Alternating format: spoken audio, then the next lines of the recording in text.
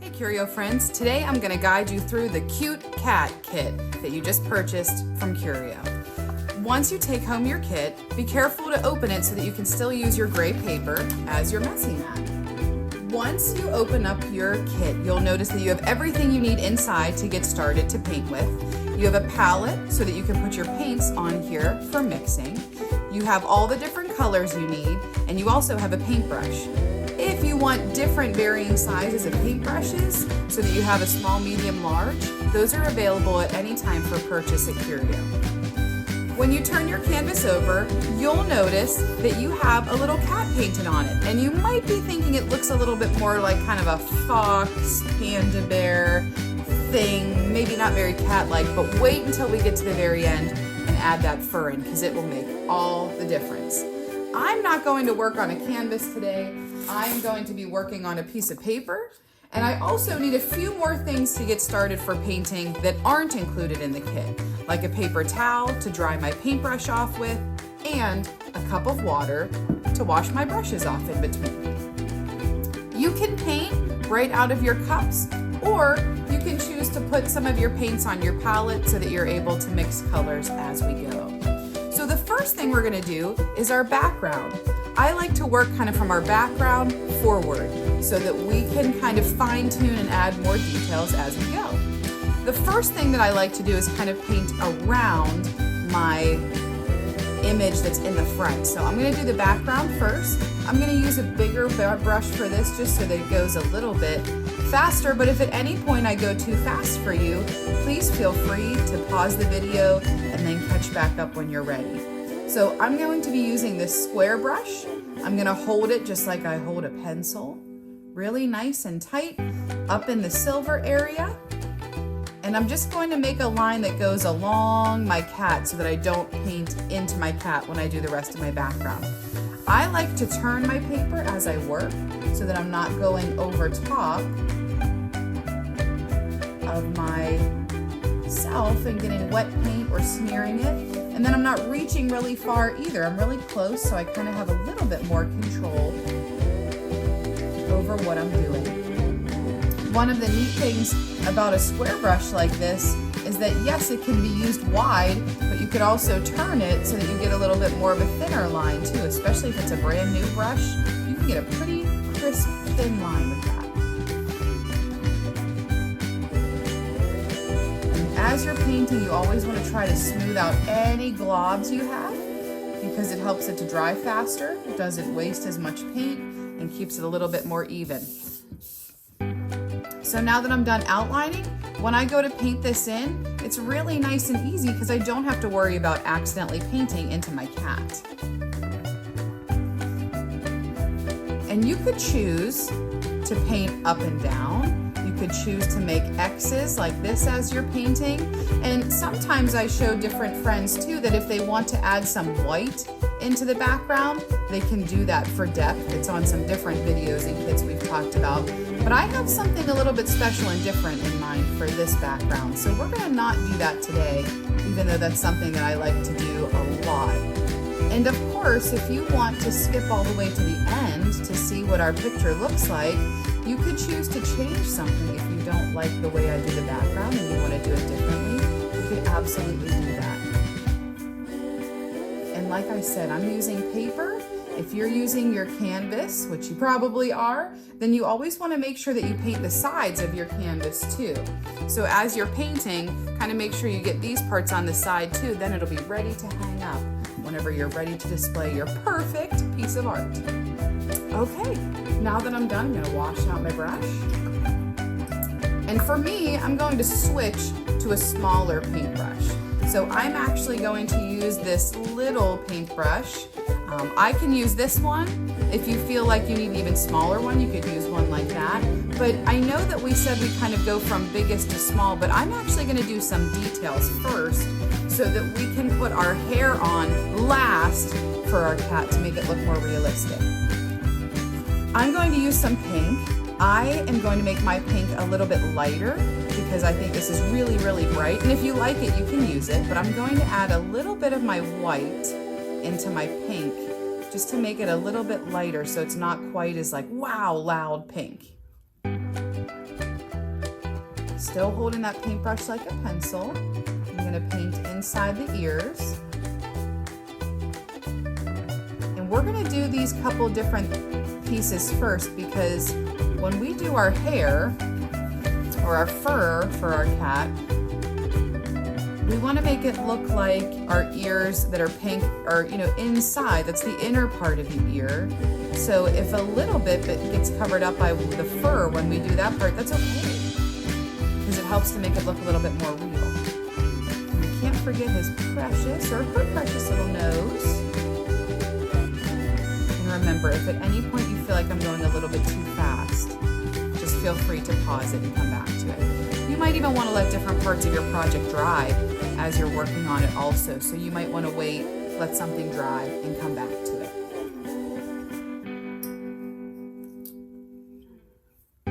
Same thing with our eyes. We're going to do those first so that any little fur that's kind of on top can show, and that's fine. So I'm going to start with the inside. I'm going to use this little bit of blue for this inner part of the ear.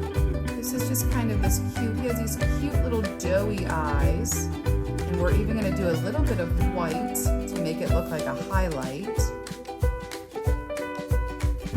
And some of these areas that we have color are really small. So if you are painting right out of the containers, you might want to hold on to them so you can do another piece of art later.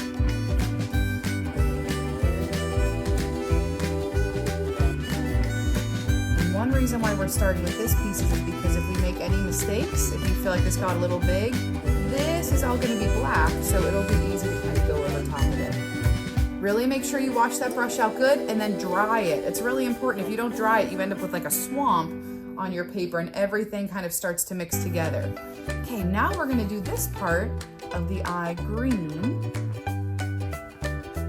So they can have these really pretty green and blue colored eyes. And it is a cartoon still of a cat, so you still might be thinking like, I'm not sure that cat's eyes look like that, but I promise it's really precious at the end once we get to it. And if you, again, feel like this green is too bright, you could always add some white to it to make it lighter. Holding your pencil and paintbrush the same way really helps to give you control over your brush. So try not to hold your brush way back here. Try to hold it in the area where it's normally metal or close to the bristles.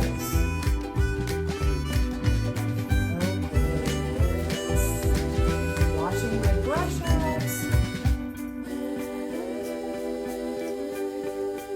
Drying it.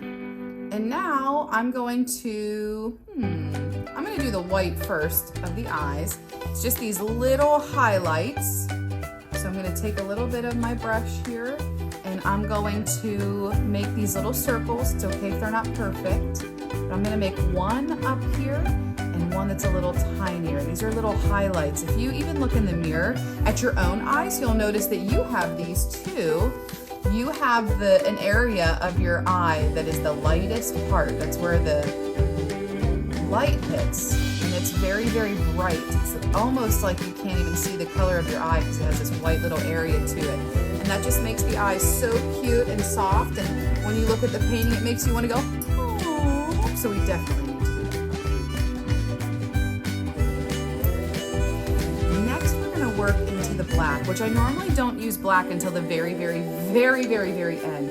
But we need it for this picture.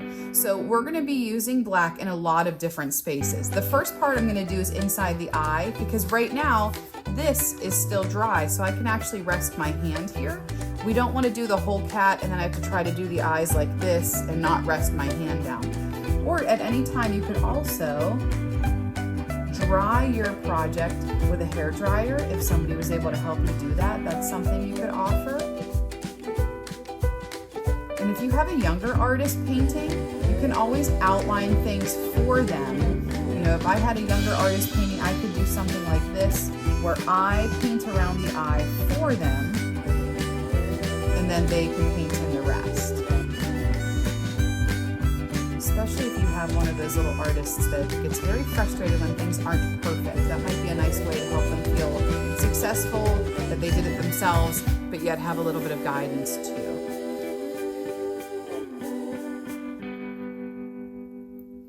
Or you can just let them go and and see what they come up with, because they'll be proud of it either way.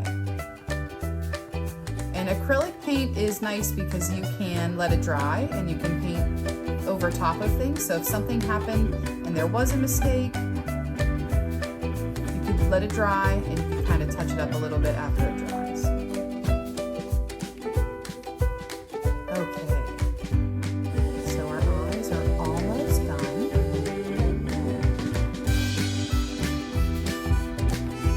Great. And it still looks a little silly because we're missing our fur. And our fur isn't going to be straight. It's going to have a little bit of a fluffiness to it. Now I'll show you how to do that with the brush that we're using today. So the next thing we're going to do is we're going to paint in the rest of our cat's fur with black. And at first, we're not going to think about anything other than painting in the area black that's supposed to be black. So don't worry about trying to make it look like fur. We're not quite there yet. I always try to start up higher and then kind of pull my paintbrush down towards myself. That's why I turn my paper a lot, because I like to do that a lot. So I start up, pull towards myself. Start up higher, pull down. So I'm doing the same thing like I said before. You can outline it first. I always turn that canvas or paper around. I do it a lot.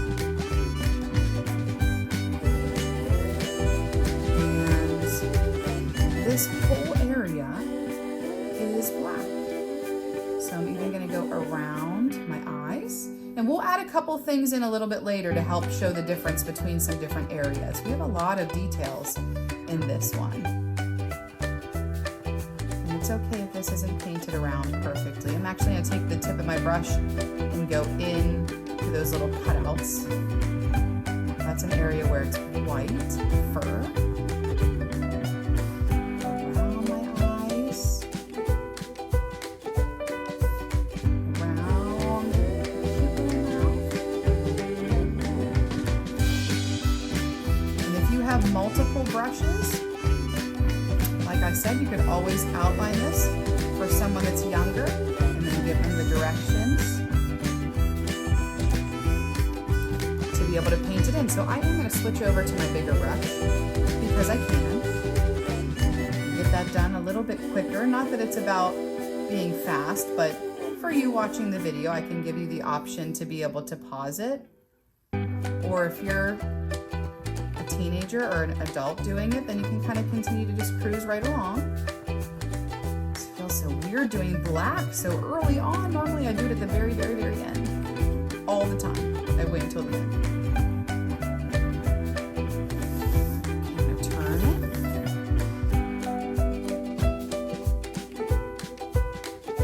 And it's nice because now that I've outlined it, you don't have that stress of accidentally painting over an eyeball or an ear, and then trying to figure out how you're going to reattach it.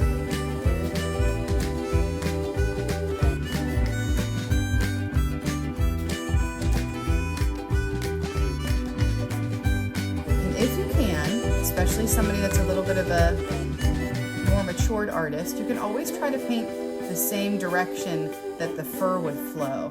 So you can try to kind of mimic that fur just a little bit, or like paint round around the eyes and paint long when you're working on the body, because we can't always see brush strokes, which is fine. That's what makes it a painting and not just a photograph. But when you do that, your brush strokes sometimes helps to make your image look a little bit more realistic. Awesome. Now it's looking a little more cat-like. Okay, so fur. When we're working on our fur, you can do a couple different things. You could do something called a dry brush, where you actually take your brush when it's pretty dry. So I would take this, I would wash all of the black off of it, and I would dry it really, really good. And I could do something called a dry brush, and that means you are using a little bit of paint. It's dry. And it's something kind of like this. When you do it, it kind of looks scratchy because you barely have any paint. So you could, if you wanted to, you could make this a little scratchy up here, and that would kind of show that fluffiness. I'm not going to do that. I'm going to use this brush that's a rounded brush, the one that's included in your kit, and I'm actually going to start a little bit above my fur line, and I'm going to kind of do something like this to make it look like fur that's sticking up and off of my cat, like this. And if you notice, this goes this direction, and when I'm doing this here, I'm going to make it go this direction. And I'm just going to make that fur kind of sticking up just a little bit so you can see the little pieces in between, and that helps to make it a little bit fluffy. And you can do this all over. Like you could do it up here so that the cat's fur looks fluffy. And you're just kind of leaving like that little tip of your paintbrush extending over top just a little bit. And it's going to make that little bit of a fluffiness to it. You don't have to do that, but it looks really cute. And you want to make sure that you attach those together, or you can even try it the other way if you want to. It would add a little bit of a fluffiness too, but I like a little bit of a round edge to it. But you want to make sure that you're connecting that back into your cat's fur. You don't want to have these pieces that are sticking off. You want to make sure that all those little rounded edges that mimic the fur connect back to your cat. That's what's making it look fluffy. And you can do it as much or as little as you want. And you can push pretty hard with your paintbrush and you can make them wide, or you can push just a little and you can make it tiny.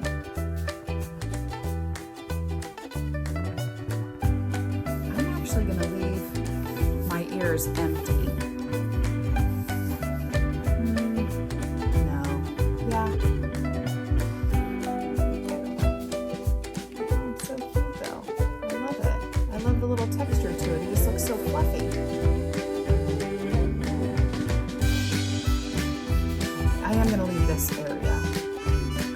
Not so fluffy. So we're actually going to be doing the same thing with our white, because that's going to help to get the fluffiness in these areas too. And even though you have a white canvas, you still are actually going to paint white on your cat, because the canvas and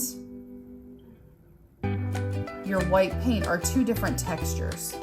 So you want to make sure that whenever you have your white paint, you do want to paint this with white, even though it's white already, because it'll dry shiny, just like the rest of your paint will dry shiny. If you don't paint your canvas, then it'll just kind of have this flat, unfinished look to it. So it seems a little redundant to paint something white that's already white, but you'll want to make sure you do it.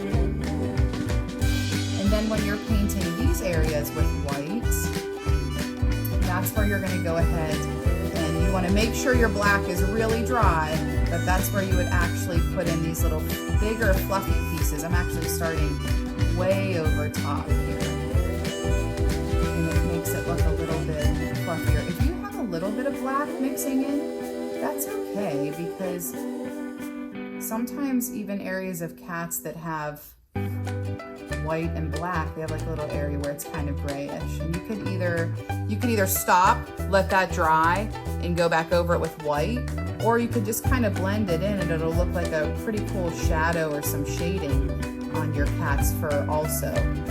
So it's completely up to you. And like I said, we'll do a little bit more with trying to make some areas kind of pop so that it's not just the mouth fading right into the fur.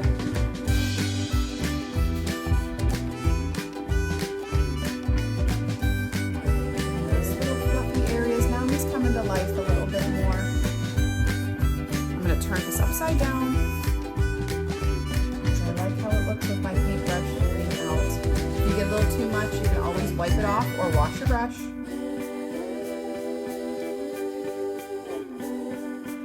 Or if you don't want this to be white, you could always mix this together and make it be gray too. That's fine. Okay, the rest of this in. And now we have some fun highlight kind of things to do. I said I had something fun to do with the background too, and you don't have to do it, but you can if you want to, and I'll show you what that will look like. Okay, for the background, if you want to, you don't have to, but if you want to, you can use a smaller brush. You could mix together a light purple, so to make anything lighter, you'll add white to it. So we'll make this lighter. We don't want to do it the same color purple that's there on the background or else you'll never see it. But you could draw some different designs or lines or swirls in the background to make it a little bit more exciting. So the example that I had, that I was looking off of, has these little swirls like this that go around the background. And it's cute because they're all different sizes and they spin all different directions. And it's kind of like you're gonna make the letter O, but you miss it and you overlap it a little bit. But this could be where you get really creative. Like you could do polka dots that you color in and fill in. You could do zigzags. You could do stripes that go across it. If you got this kit because it looks like your cat at home that you really have, you could always ask an adult, or you could do something where you put their name in some really cool bubble letters or something. So there's so many different options to do for the background. This does not have to be what you do with it, but it's definitely an option if you'd like it. Turn this and do a little bit more. You can do them different sizes. You can do them going off the edge. And we're also going to mix kind of a gray color next to do some highlights that we need. And you might be thinking like, well, there's no whiskers yet. We have to do those too, for sure. Oh, it's so cute. All right, washing that brush out, drying it really good. Let's mix up some gray. Gray's going to be white with a little bit of black added to it. So black is a shade, it'll make everything darker. So you just need a little bit of it. You can always add more if you want it to be darker, but it's hard to make it lighter by adding more white. So if you're adding a little bit of black, you should be good. Be careful that it's not way too much. And we're gonna do a few things just to kind of make our cat have a little bit more depth to it. Looks super epic. The first thing I'm going to do is I'm going to outline around the mouth. And this might be a spot where you really want it to be nice and dry with a hairdryer so that you can put your hand down on top of your wet paint because now it would be dry. Good, so now I can see that really well, which is nice. It's up to you. You can choose to go across your nose if you want. You can even add those little nostrils in if you want. My brush is a little not pointed. You've seen some better days. A nice pointy brush will help you get some smaller details. Okay, let's add a couple things like, I'm gonna add a couple little hairs up here, just to give it a little bit of those little long eyelashes that they sometimes have. I'm actually gonna do just a couple little lines like this just to help this area, because it's all just flat black. I'm gonna give this area just a little bit of depth to it by making it just look a little bit more exciting, like there's some fur happening up here too.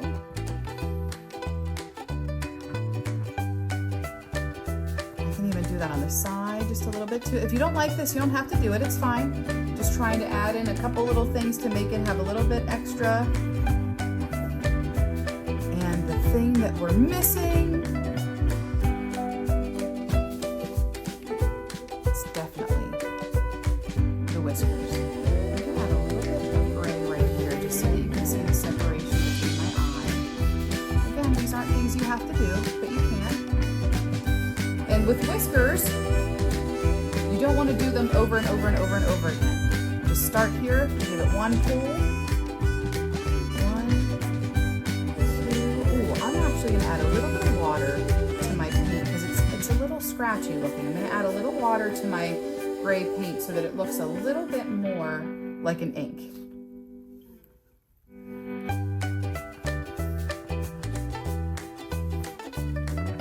then you want them to try to be the same on both sides if you can. So try to see where your placement is so that you can make those the same.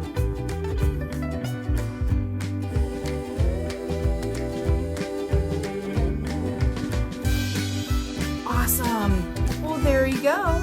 Make sure that you make it your own. So if there's anything you wanted to add to your background, anything you wanted to do to make it special for you, you take the time to do that.